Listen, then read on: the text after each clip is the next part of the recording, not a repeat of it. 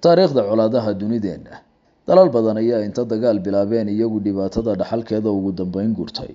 oo dhibana u noqday isla dagaalkii ay bilaabeen kuwaas waxaa ka mid ahaa Jarmalka Ciraaqdii Saddam oo dagaalkii Kuwait dhaxal xun ka eebiyatay Serbiya oo dagaalkii koowaad ee adduunka miro qarar ka guratay iyo dalal kale oo aynaan tiro ahaan ka gaarin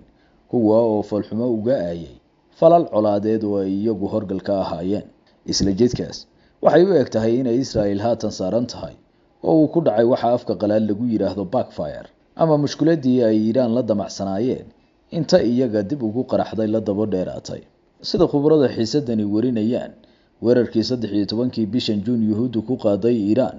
ee qarsoodiga ahaa waxa qorshihiisu ahaa in kaliya wadaadada Beershiyaanka la tuso inaysan xamili karin cawaaqib xumada ay ka dhaxli karaan diidmadooda heshiiska nukliyeerka ee ay Donald Trump maya ka yiraahdeen si taa loo muujiyana qorshuhu wuxuu ahaa in Tehran lagu dhex dilo magaalka madaxda ciidamada Iiraan taana ay noqoto fariin dedejisa in Iiraan hore iska dhiifto dabadeedna lala galo heshiiska mamnuucaya samaysashada yeelashada iyo haysashada hubka nukliyeerka ka oo reer galbeedku u arkaan inuu khatar ku yahay jiritaanka Yuhuudda iyo qorshaha lagu gaarayo waxa loo yaqaan Israa'iisha weyn ama The Great Israel qorshaha oo ah in Yuhuuddu isku ballaariso dhulalka Carbeed ee ah inta ka dhaxle Falastiin qayb ahaan Syria qayb ahaan Masar iyo qayb ka mid ah Jordan aynu ku noqono bilowgii mawduuca muuqeena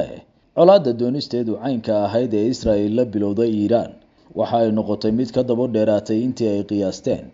Iiraan warkuguma seegana oo waxa ay noqotay mid ka quwad weyn intii loo qabay ma qarsoona oo galbeedkii waxay haatan ka fikirayaan in dagaal ballaaran lala galo burbur dhaqaale mid military iyo istiraatiijiyadeedna laga dhaxli doono ka oo aan u fududaan doonin sidii kii Ciraaq ee Mareykanku 3 trilyan ee dollar ku waayay ama kii Afghanistan ee 2 trilyan iyo barka uu ku khasaariyay